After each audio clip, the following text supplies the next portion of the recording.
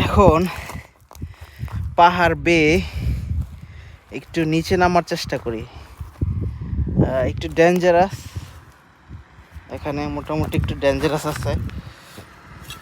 Slip কাটলে ও মাই god একদম খাড়া। কিন্তু এই দেখেন এগুলা পায়ের সাথে সাথে এগুলা চলে আসতেছে, মানে এত পাতলা পাতলা। আল্লাহ আল্লাহ আল্লাহ, মানে পড়লে একবার পিছলাইয়া একদম নিচে চলে যাব। আল্লাহ রে আল্লাহ, আল্লাহ আল্লাহ।